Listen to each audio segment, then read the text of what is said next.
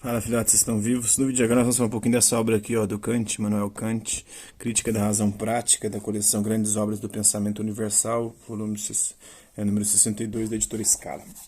Essa obra aqui. Crítica da Razão Prática é uma das principais obras de Kant.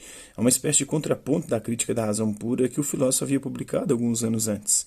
Esta se caracterizava como pura especulação metafísica, enquanto que a primeira vista, de modo particular, a considerar a razão como um fato real que leva o ser humano a raciocinar sobre os elementos fundamentais de seu princípio e de seu fim em sua existência, sobre os elementos constitutivos do seu pensar e de seu agir segundo parâmetros que ele mesmo se traça, sobre os elementos adicionais ou periféricos que o induzem a refletir sobre o bem e o mal, sobre a felicidade e os meios de conquistá-la, sobre as necessidades e exigências que sente ou que se impõe, sobre a sua finitude e sua liberdade frente ao imanente e ao transcendental.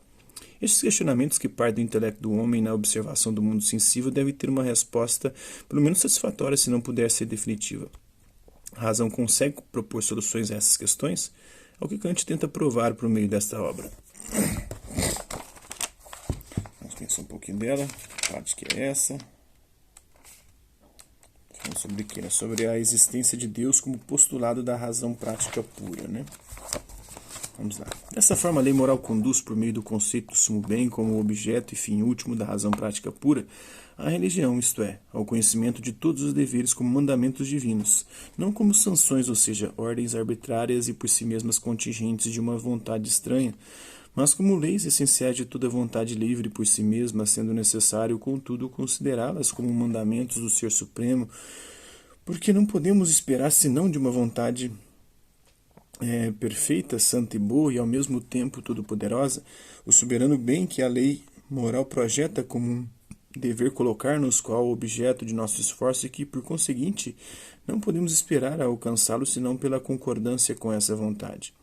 Aqui, igualmente, tudo permanece, portanto, desinteressado e fundamentado somente no dever, sem que seja necessário tomar por fundamento motores como o temor ou a esperança, as quais, ao serem erigidas em princípios, aniquilam todo o valor moral das ações. A lei moral me ordena a fazer do sumo bem possível no mundo o objeto derradeiro de toda a minha conduta, mas não posso esperar produzi-lo como efeito senão pela concordância de minha vontade com aquela de um autor do mundo, santo e bom, ainda que minha própria felicidade esteja compreendida no conceito do sumo bem, como naquele de um todo em que a maior felicidade esteja representada como ligada, na mais exata proporção, com o grau mais elevado de perfeição moral possível nas criaturas, não é contudo ele, mas a lei moral que limita, ao contrário, estritamente a certas condições meu desejo ilimitado de felicidade, que é o fundamento da determinação da vontade imposto para promover o sumo bem. É por isso também que a lei moral não é propriamente a doutrina que nos ensina como devemos nos tornar felizes, mas como devemos nos tornar dignos da felicidade. Somente depois, quando a religião se acrescenta a isso, aponta a esperança de ter um dia parte na felicidade, na medida em que cuidamos de não ser indignos a ela, ou dela, né?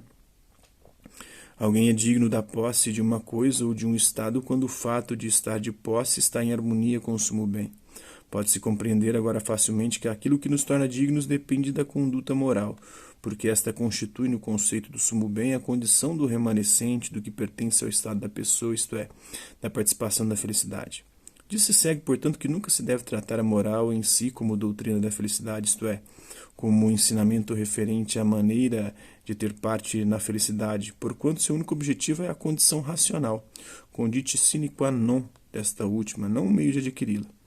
Mas quando essa condição, impondo apenas deveres e não dando regras de prudência para a satisfação de desejos egoístas, foi inteiramente exposta, só então, depois que despertou o desejo moral que se baseia numa lei, de promover o sumo bem, de fazer chegar o reino de Deus, desejo que não poderia nascer antes em qualquer alma egoísta, e depois que isso para a religião foi franqueado, essa doutrina moral pode ser chamada também doutrina da felicidade, porque a esperança dessa felicidade só começa com a religião.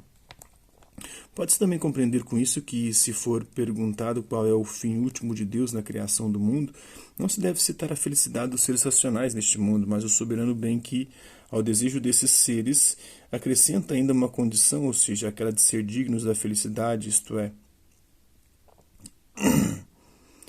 a moralidade desses mesmos seres racionais, que só ela contém a medida segundo a qual eles podem unicamente esperar, pela mão de um sábio autor do mundo, ter parte na felicidade.